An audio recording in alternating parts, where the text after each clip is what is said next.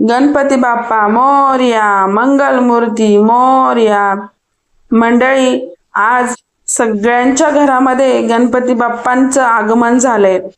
तुम्हा सगळ्यांना गणेश चतुर्थीच्या खूप शुभेच्छा। या दिवशी बाप्पांची पूजा केल्याने केवळ घरातील संकट नाहीशी होत नाहीत, तर जीवनात आनंद, समृद्धी आणि शांती नांदते। आज आपण बोलणार आहोत कुंभ राशीच्या जातकांसाठी या दिवशी गणेश चतुर्थीच्या या खास दिवशी गणपती बाप्पा काय घेऊन आलेत। जर तुम्ही कुंभ राशीचे असेल तर ह्या वर्षी बाप्पा तुमच्यासाठी नक्कीच काहीतरी वेगळं घेऊन आले आहेत। त्यामुळे ज्यांची रास कुंभ आहे त्यांनी हा व्हिडिओ शेवटपर्यंत नक्की पहा।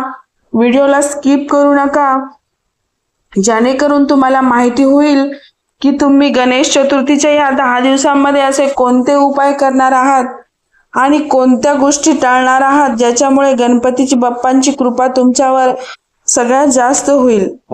तर सुरुवात करू या व्हिडिओला।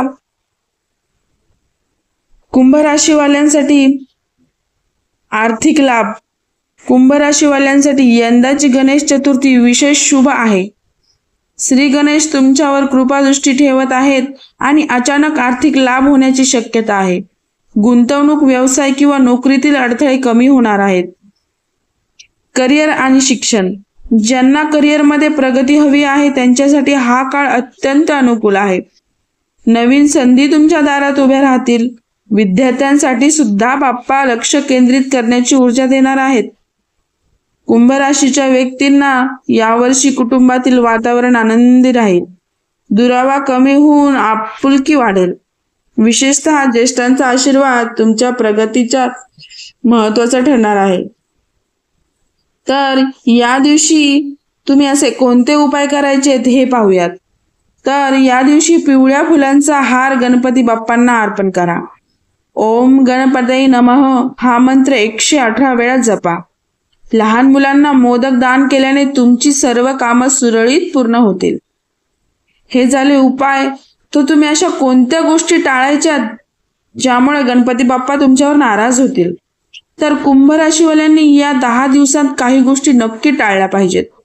राग, हट्टीपणा किंवा वादविवाद टाळा। अनावश्यक खर्च करू नका, नाहीतर मिळालेला लाभ हातातून निसटू शकतो। कोणाचं मन दुखवणारे शब्द वापरू नका। नकारात्मक विचार आणि आळस दूर ठेवा। सर्वात महत्त्वाचं म्हणजे पूजा करताना निष्काळजीपणा करू नका।